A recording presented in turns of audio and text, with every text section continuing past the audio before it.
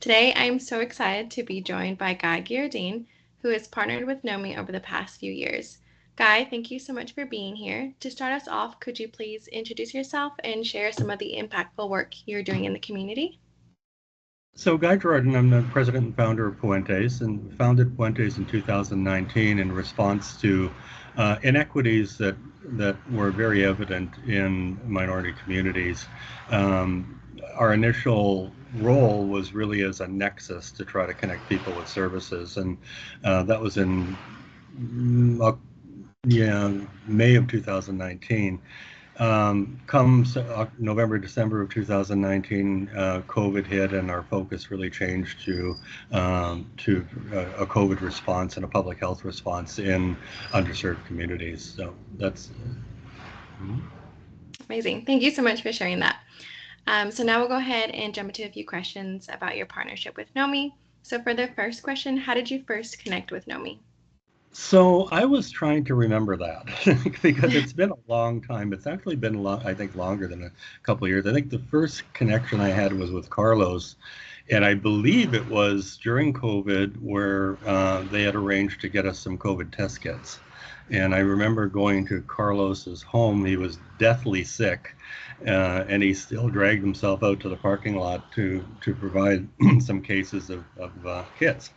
And that was really the introduction to Carlos, and then through Carlos, you really became more involved with NOMHE and their team on an ongoing basis. So obviously attending their events and partnering on the different initiatives that we both had going on in the community. So yeah. Sounds like your relationship has continued to grow over time. Yeah. So for the second question, in your experience, what has been NOMHE's greatest impact on your organization and the community that you live in? I think just the ability to share information and to sometimes obtain data and supporting information that we use in different initiatives that we're doing, particularly in grant writing and doing some of those things. It's a really great resource if you need to have supporting information and references when you're doing that type of work. I think the other part has been just the collaboration and the conversations to really talk about solutions and talk about how we can all be impactful in the community, and so much more lately. I have just such tremendous respect for NOMHE staff and leadership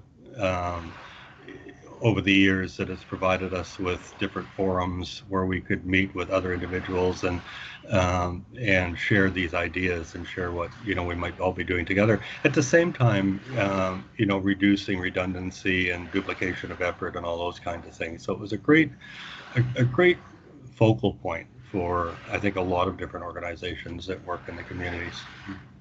Thank you for sharing that. So for the last question, as we look into the future, what do you see as NOMHE's potential for continued impact in Nevada?